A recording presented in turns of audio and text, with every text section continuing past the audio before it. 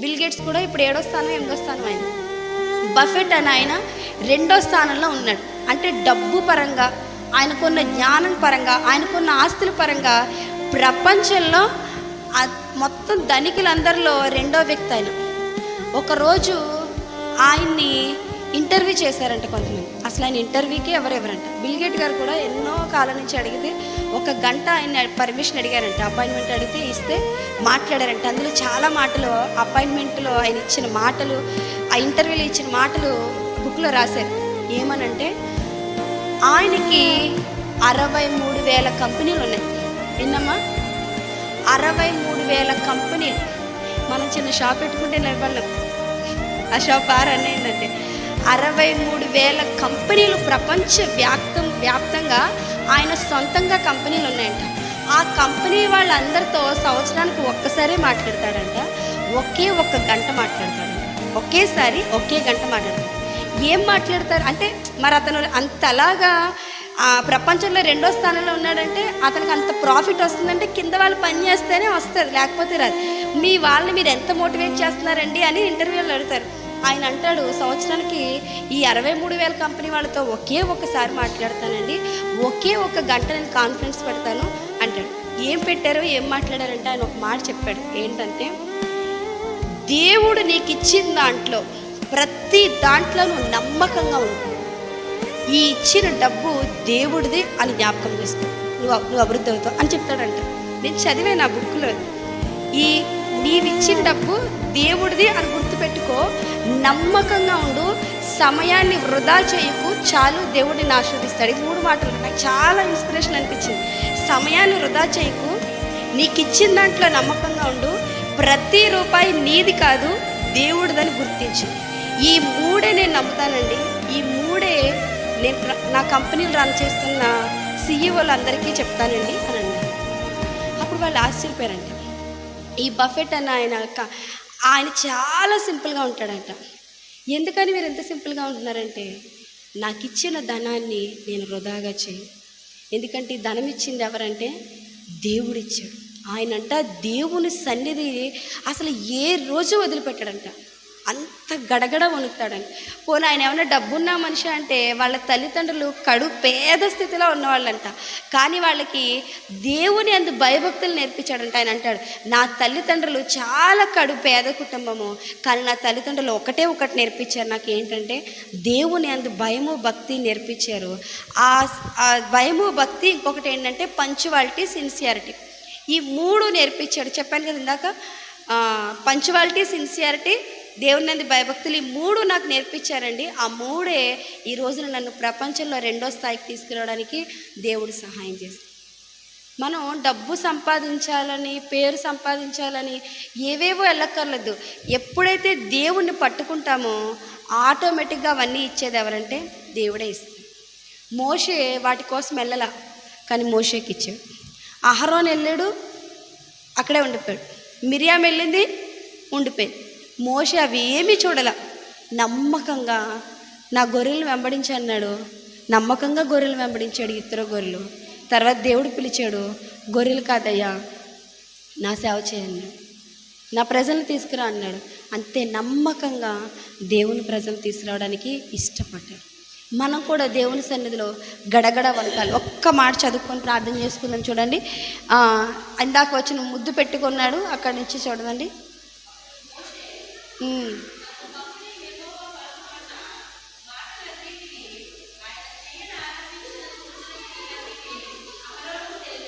చాలండి, చూడండి, అతన్ని ముద్దు పెట్టుకున్న తర్వాత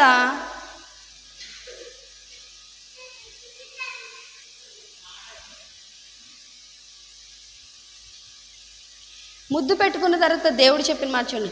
అప్పుడు మోషే తన్ను పంపిన యెహోవా పలుకుచున్న మాటలన్నిటినీ, ఆయన చేయు ఆజ్ఞాపించిన సూచక క్రియలన్నిటినీ అహరోనుకు తెలిపాను. దేవుని సన్నిధికి వస్తున్నాం, మనం దేవుని మాటలు వింటున్నాం. దేవుని దగ్గరికి వచ్చిన తర్వాత ఇప్పుడు మనం చేయాల్సిన పని ఏంటి తెలుసా? ఆయన మాటలు, ఆయన సూచక క్రియలు ఇతరులకు మనం ఏం చేసే వారంగా ఉండాలంటే ప్రచురపరిచే వారంగా ఉండాలి. ఇతరులకి మన ద్వారా దేవుడు కనిపించాలి, మన ద్వారా కనిపించాలి. కొన్నిసార్లు సువార్త చెప్పడం మనకి రాదు. అలాంటప్పుడు మనం ఏం చేయాలి తెలుసా? మన ప్రవర్తనే ప్రభువుని చూపించాలి. మన ద్వారా దేవుడి నామానికి మంచి పేరు రాకపోయినా పర్వాలేదు, కానీ చెడ్డ పేరు రాకూడదు. మంచి పేరు రాకపోయినా పర్వాలేదు, కానీ ఏం రాకూడదంటే చెడ్డ పేరు ఎప్పుడు రాకూడదు. దేవుని సన్నిధిలో అదే అక్కడ అంటున్నాడు, దేవుని మాటలు ఆయన చేయి సూచక క్రియలన్నిటినీ తెలిపానంట. దేవుని మాటలు మనం చెప్తున్నామా? కొన్నిసార్లు దేవుని మాటలు చెప్తున్నామా? దేవుని మాటలు చెప్పే నోటిని దేవుడు ఆశీర్వదిస్తాడు. దేవుని మాటలు చెప్పే జీవితానికి దేవుడు ఆయుష్నిస్తాడు. దేవుని మాటలు చెప్పే కాళ్ళని దేవుడు ఆశీర్వదిస్తాడు. సువార్త చెప్పు వారి పాదములు పర్వతముల మీద సుందరములు అన్నారు. దేవుని సన్నిధిని మనం ప్రేమించి మీరు నడిచి వస్తున్నారు. ఒక రోజున ఈ పాదాలను దేవుడు ఏం చేస్తాడు చెప్పమంటారా? ఆశీర్వాదకరంగా దేవుడు తీర్చిదిద్దుతాడు. ఎప్పుడు మనం దేవుని సన్నిధిని ప్రేమించినప్పుడు. మోషే దేవుని సన్నిధిని ప్రేమించాడు. అరణ్యం కానీ ఆయన ఉన్నది ఎక్కడ? దేవుని పర్వతం. ఈ లోకమైన అరణ్యంలో మనం మనం ఎక్కడ ఉండాలి చెప్పమంటారా? దేవుని పాదాలు పట్టుకునే వారంగా ఉంది. ఎక్కడ నువ్వు ఉన్నా, మన చుట్టూ ఉన్న పరిస్థితులన్నీ కొన్నిసార్లు మనకు వ్యతిరేకంగానే ఉంటాయి, దేవునికి ఇష్టకరంగా ఉండకపోవచ్చు. కానీ అలాంటి ప్రదేశాల్లో కూడా మనం ఎవరిని వెతుక్కోవాలి చెప్పమంటారా? దేవుణ్ణి నెతకగలగాలి. నన్ను జాగ్రత్తగా వెతుకు వారికి నేను దొరికేదను అన్నాడు ప్రభు. మనం వెతకగలిగితే ప్రభు ఇస్తాడు. ఏమంటే యోసేపుకి రాలేదా కష్టం? యోసేపుకి భయంకరమైన కష్టం వచ్చింది. ఆ స్త్రీ వచ్చి షర్టు పట్టుకొని పాపం చేయండి. అక్కడ దేవుడి సహాయం కోరుకున్నాడు, అక్కడి నుంచి వెళ్ళిపోగలిగాడు. దేవుని సహాయం మనం కోరుకోగలగాలి. కొన్నిసార్లు దేవుని సహాయం మనం కోరుకోకుండా పడిపోయింది కదా ఇంక ఇంతేలే అనుకోవడానికి వీల్లేదు. ప్రతి చోట మనం ఎక్కడున్నా, ఏ పరిస్థితుల్లో ఉన్నా దేవుని సహాయాన్ని కోరుకోవాలి. దేవుని పర్వతాన్ని ఎవరైతే పట్టుకుంటారో దేవుడు వాళ్ళని దీవిస్తాడు. దేవుని పర్వతాన్ని పట్టుకోలేదా పరిస్థితి దుర్భరం అయిపోతుంది. చెప్పాను కదా, బఫెట్ ప్రపంచంలో 2వ స్థానం అంటే చిన్న విషయం అనుకుంటున్నారా? డబ్బులో ఒక పేద కుటుంబం నుంచి వచ్చిన వ్యక్తి ప్రపంచంలో 2వ స్థాయి కంటే, అక్కడ మాట రాయలేదు కానీ నాకు అది చదివినప్పుడు ఒక మాట గుర్తొచ్చింది. నమ్మకంగా ఉన్న వాళ్ళకి దేవుడు మెండైన దేవుళ్ళు అంటే అది కాదా, నమ్మకంగా ఉంటాడంట ఆయన కంపెనీలు కూడా అభివృద్ధి అవడానికి అదే కారణం, నమ్మకంగా జీవించగలిగాడంట. మోషేని కూడా దేవుడు ఏమంటాడు? నమ్మకంగా జీవించాడు. ఈరోజు మన గురించి కూడా దేవుడు ఒక సాక్ష్యం ఇవ్వాలి. నమ్మకమైన బిడ్డ ప్రతి విషయంలో, నా సన్నిధిలో అన్ని విషయాల్లో నమ్మకంగా జీవిస్తుంది అని దేవుడు చెప్పగలుగుతున్నాడా? అడుగుదాం, ప్రభా నేను కూడా నమ్మకంగా జీవించగలగాలి. ప్రతి పరిస్థితుల్లో, ప్రతి విషయంలో నీకు ఇష్టంగా నేను బ్రతకగలగాలి ప్రభు. ఒకవేళ నమ్మకంగా జీవించలేదనుకోండి, ఏ విషయంలో అయినా మనం దేవుణ్ణి అడగడానికి సరిపోం. ఆయన అడిగినా కూడా ఆయన ఇవ్వడు. నమ్మకంగా జీవించగలగాలి. అలా జీవించినప్పుడు అనేక మందిని ప్రభు దగ్గర నడిపిస్తాం. మన మాటలు అనేక మందిని ప్రభు దగ్గర నడిపిస్తూ ఉంటాయి. ఇండోనేషియా కాదు, ఆఫ్రికా దేశంలో ఒక రష్యా వాళ్ళు నాస్తికులు ఉంటారు. వాళ్ళు ఎక్కువ దేవుడు నమ్మరు. వాళ్ళు ఏమంటారంటే దేవుడు లేడు అంటారు నాస్తికులు. వాళ్ళు ఎక్కువ రష్యాలో వాళ్ళు నాస్తికులు ఉంటారు. దేవుడు లేడు, దెయ్యము లేదు, మనదే శక్తి అంటారు వాళ్ళు. అయితే ఒక ఫిలాసఫర్ ఇంటికి వెళ్తాడు. ఇంటికి అలా వెళ్తే ఫిలాసఫర్ ఇంటికి వెళ్తే ఆయన మంచి భోజనం పెడతాడు. భోజనం పెడితే మంచిగా తింటాడు. ఈయనేంటి ఫిలాసఫర్ అయినా మంచి భోజనం పెట్టాడు, చక్కగా తింటున్నాడు. తింటూ ఉంటే ఆ టేబుల్ మీద ఒక బైబిల్ ఉంటుంది. అప్పుడు ఈయన అంటాడు, నీకేమన్నా పిచ్చా? మనం ఏంటి దేవుడు లేడు దయ్యము లేదంటాము, నువ్వేంటి ఒక ఫిలాసఫర్ అయ్యి ఉండి బైబిల్ పెట్టుకున్నావేంటి? అది బుద్ధి లేని వాళ్ళు చదువుతారు, అది తెలివి లేని వాళ్ళు చదువుతారు, నువ్వు చదువుతున్నావేంటి అంటాడు. అప్పుడు ఆ వ్యక్తి ఏమంటాడు తెలుసా? ఈ బైబిల్ లేకపోతే నా ప్లేట్లో నువ్వు ఉండు అంటాడు. ఒకసారి భయం వేస్తుంది. ఏంటంటే మేము ఆఫ్రికన్స్ ఎవరైనా వస్తే వాళ్ళని అక్కడికక్కడే చంపేసి వాళ్ళ పచ్చి మాంసం తినేసేవాళ్ళు మేము. అలాంటి జాతి మాది. కానీ మమ్మల్ని మార్చింది ఏంటో తెలుసా? ఈ దేవుని వాక్యమే మమ్మల్ని మేముగా బ్రతకడానికి సహాయం చేసింది. ఎంతోమంది వచ్చారు, మాకు ఆహారం అయిపోయారు, కానీ బైబిల్ మమ్మల్ని ప్రభువుకి ఆహారంగా చేసింది అనేక మందికి అన్నారు. మరి మనం ఎంత అవుతున్నాం ప్రభు కొరకు? ఆ దెబ్బక వచ్చిన వ్యక్తి ఇతను చెప్పిన సువార్తకి దేవుని బిడ్డగా మారిపోయాడంట. మనం ఎంత చెప్తున్నాం దేవునికి? మన సాక్ష్యం చెప్పగలగాలి. చుట్టుపక్కల వాళ్ళకైనా ఎవరికైనా సాక్ష్యం చెప్పగలగాలి. ప్రభా నేను కూడా నీ మాటలు వివరిస్తానయ్యా, నీ సూచక క్రియలు దేవుడు మన జీవితంలో ఎన్ని కార్యాలు చేశాడో కదా. మనం పుట్టినప్పటి నుండి అడిగితే మీరు లెక్క వేసుకోండి, పుస్తకాలు అయిపోతాయి. మీరు రాసుకోండి. అడిగిన ప్రతిదానికి దేవుడు ఏం చేస్తాడు? ఇస్తానే ఉంటాడు. ఇన్ని కార్యాలు చేశాడు దేవుడు. ఎప్పుడైనా ఎవరికని చెప్తున్నామా? మీ పిల్లలకు చెప్తున్నారు, ఎవరికి వద్దు. పోనీ మీ ఇంట్లో మీ పిల్లలకు చెప్తున్నారా? పలానా అప్పుడు ఇది అడిగాను దేవుడు ఇది ఇచ్చాడు, పలానా అప్పుడు ఇది అడిగాను దేవుడు ఇచ్చాడు. మీ పిల్లలకు చెప్తున్నారా? మీ పిల్లలకు చెప్పండి, ఇరుగు పొరుగు వారికి చెప్పండి, అనేక మందికి ప్రభు గురించి చెప్పండి. మనం కూడా ఏం చేయాలి? ప్రభువుని ముద్దు పెట్టుకో, కుమారుని ముద్దు పెట్టుకోండి. లేని ఎడలు ఏం చేస్తాడంటే ఆయన ఏం చేస్తాడు? కోపించు. దేవుని కోపం మనం ఎప్పుడు తెచ్చుకోకూడదు. ముద్దు పెట్టుకోవడం అంటే ఆయన సన్నిధిని, ఆయన పర్వతాన్ని చేరాలి. ప్రతిరోజు ఆయన పర్వతాన్ని చేరాలి. దేవా, నీ సన్నిధిలో నీ పర్వతాన్ని చేరే మనసు నాకు దయచే ప్రభా. మోషే పర్వతానికి చేరాడు కాబట్టి మోషే ముఖ చర్మం మారిపోయింది, మోషే మాట తీరు మారిపోయింది. అంతకుముందు మోషే ఏదోలా మాట్లాడాడు, కానీ మోషే ముఖ చర్మం మారిపోయింది, మోషే ప్రవర్తన మారిపోయింది. మీకు ఒక విషయం చెప్పమంటారా? దేవునికి దగ్గరగా ఉంటే మన మాట మారిపోతుంది, దేవునికి దూరంగా ఉంటే మన మాట మారిపోతుంది. తెలుసా? నేను కూడా ఎక్కువ ప్రేయర్ చేసుకున్నాను అనుకోండి, ఎక్కువగా దేవుని సన్నిధిలో ప్రార్థన చేస్తూ ఉన్నప్పుడు ప్రైజ్ ఎంత విసిగించినా అలా కాదమ్మా అంటాను. ఇది దేవుడే ఇస్తాడు. ఒక్కొక్కసారి పనులు భారాన్ని బట్టి, నేను స్ట్రెయిన్ అయిపోవడాన్ని బట్టి కొంచెం ప్రేయర్ చేసుకున్నాను అనుకో, నా ప్రార్థనా సమయం తగ్గించాను అనుకోండి, నాలో కొన్ని కోపం మాటలు వచ్చేస్తాయి. వెంటనే దైవజనులు అంటారు, నువ్వేం మాట్లాడుతున్నావు నీకు తెలుస్తుందా అంటాను. నిజంగా ఒక్కొక్కసారి ఆ మాట స్కూల్కి వెళ్ళాక ఆలోచించి చాలా దేవుని క్షమాపణ అడుగుతాను. ప్రభా, ఆయన ఒక మాటే అంటారు, ఆయన కోపంగా అంటే అంటారు, కానీ నేను ఆలోచిస్తాను, నిజమే కదా, ఆయన అన్న దాంట్లో కరెక్టే కదా, నేను ఎందుకు అనవసరంగా ఈ మాట అన్నాను. దేవునికి దూరం అయిపోయామనుకో, మన మాటలు కూడా ఏమైపోతాయంటే మారిపోతూ ఉంటాయి. మోషే దేవునికి దగ్గరగా ఉన్నంతసేపు దేవుని మాటలు మాట్లాడే, అరణ్యంలో వాళ్ళు విసిగిచ్చేస్తున్నారు, ఇంకా ప్రార్థన చేయడానికి సమయం ఉండట్లేదు, పని ఎక్కువైపోయింది, పనులు భారం ఎక్కువైపోయింది. మోషే కాని మాట అనేసాడంట. అప్పుడు ఎవరిలో తెలుసా మోషేని?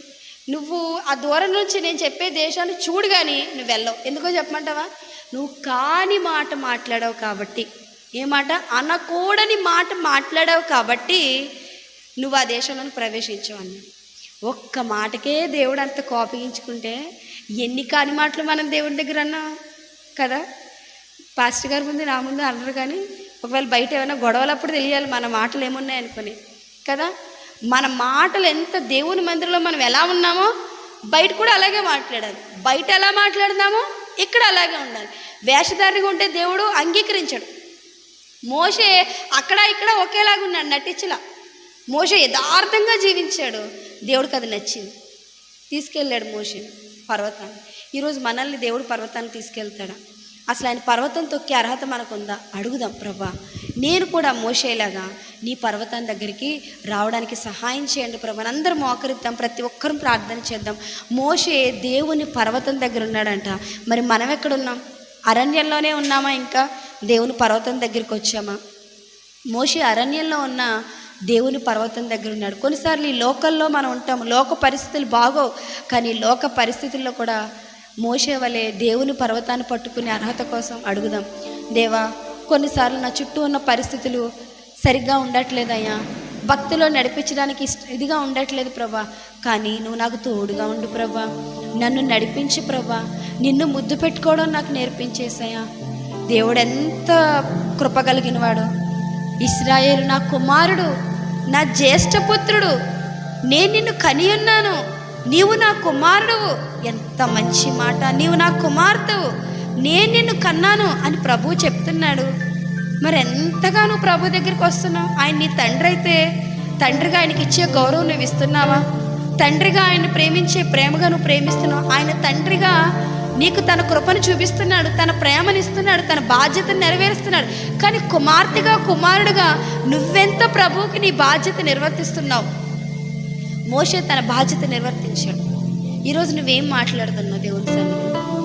అహరోను మిరియాములాగా కొన్నిసార్లు తెలుసో తెలియకో ఏదైనా మాట్లాడేస్తే దేవుని శాపం పొందుకోవాల్సి వస్తుంది. అడుగు దేవుని బిడ్డ, అయ్యా నా నాలుగు సరిచే, అయ్యా నా మాట సరిచే. ఒకవేళ ఎవ్వరు వినకపోవచ్చు, గుర్తుపెట్టుకో దేవుని బిడ్డ, మోషే అక్కడ లేడు, అహరోను మిరియాం ఇద్దరే మాట్లాడుకుంటున్నారు, కానీ వాళ్ళ మధ్య ప్రభువారు ఆత్మరూపిగా మూడో వ్యక్తిగా ఉన్నారు. నువ్వెవరి కోసం మాట్లాడుతున్నా, నువ్వు ఏం మాట్లాడుతున్నా ప్రభు వింటున్నాడు. మోషే దేవుని మాటలు మాట్లాడారు, కానీ వాళ్ళ అక్క అన్నయ్య లోకపు మాటలు మాట్లాడారు. ఈరోజు నువ్వు ఏం మాట్లాడుతున్నావు? నీ నోట్లో వచ్చే మాటలు ఏంటి? నువ్వెవరి కోసం చెప్తున్నావు? నీ ఇరుగు పొరుగు వారు దేవుని గురించి చెప్తున్నావా? నీ పిల్లలను కూర్చోబెట్టి వాళ్ళకి దేవుడు నీ జీవితంలో చేసిన కార్యాలు వివరిస్తున్నావా? వాళ్ళకి దేవుని సాక్ష్యాలు చెప్తున్నావా? దేవుని మీద ఆధారపడ్డ నేర్పిస్తున్నావా? నీ భర్తకి దేవుని మాటలు చెప్తున్నావా? నీ ఇంటి వారికి దేవుని మాటలు చెప్తున్నావా? ఒకవేళ చెప్పకపోతే ఒక తీర్మానం తీసుకోండి. మోషే దేవుని పర్వతానికి వచ్చినట్లు నేను కూడా నీ పర్వతం దగ్గరికి వచ్చి నేర్చుకుంటానయ్యా, నా బిడ్డలకు నీ మాటలు నేర్పిస్తానయ్యా. ఒక బఫెట్ని నిరుపేద కుటుంబంలో ఉన్న ఒక బఫెట్ని ప్రపంచంలో ధనికుల్లో 2వ స్థితిలో పెట్టిన దేవుడు మన దేవుడు. ఎంత గొప్ప దేవుడు! ఆయన సన్నిధిలో నమ్మకంగా పంక్చువాలిటీ నీలో ఉంటే, సమయాన్ని సద్వినియోగం చేసుకునే కృప నీకు ఉంటే, నమ్మకంగా నువ్వు జీవించగలిగితే, నీకు ఇచ్చిన జీవితం, నీకు ఇచ్చిన రూపాయి అది నీది కాదు దేవుడిది అని నువ్వు గుర్తించగలిగితే, 2వ స్థానం కాదు, మొదటి స్థానంలో దేవుడిని ఉంచగలడు, నీ బిడ్డలను ఉంచగలడు. నీకు తెలుసా, ఈ సంఘంలో రానున్న దినాల్లో నీ బిడ్డలు ఉన్నతమైన స్థాయిలో ఉండాలంటే ఈరోజు నువ్వు చేసే పరిచర్యే, ఈరోజు నువ్వు చేసే ప్రార్థనే, ఈరోజు నువ్వు మాట్లాడే మాటలే, ఈరోజు దేవుని సన్నిధిలో నువ్వు కార్చే కన్నీరే, ఈరోజు నీ ప్రవర్తనే రేపొద్దని నీ పిల్లల భవిష్యత్తుని తీర్చిదిద్దుతుంది. బఫెట్ తల్లిదండ్రులు దేవుని సన్నిధిలో గడగడ వణుకుతూ పరిచర్య చేశారంట. కొన్ని దేశాలని శాసించే స్థితిలో ఆ కుమారుని దేవుడు ఉంచాడు. నీకు తెలియదు నీ బిడ్డలు దేవుడు ఏ స్థితిలో ఉంచుతాడో. ఒకటే, దేవుని సన్నిధిలో వణకడం నేర్చుకో, దేవుని సన్నిధిలో భయపడడం నేర్చుకో, ఆయనకి భయపడడం నేర్చుకో, పరిచర్య చేయడం నేర్చుకో. దేవుడు ఊహించలేని ఆశ్చర్య కార్యములు నీ జీవితంలో జరిగిస్తాడు. మరి అలాంటి కృప కావాలంటే అడుగు, దేవుని సన్నిధిలో ప్రార్థించు. అందరూ ప్రార్థన చేద్దాం కొద్ది నిమిషాలు ప్రార్థన చేద్దాం. కొద్ది నిమిషాల్లో మళ్ళా మహన గృహాలకు వెళ్ళిపోతాము. దేవుణ్ణి ముద్దు పెట్టుకుని టానికి ఏమి అడ్డుగా ఉంటున్నాయో, కొన్నిసార్లు నీ సొంత వారే బంధువులే అడ్డుగా ఉంటున్నారా?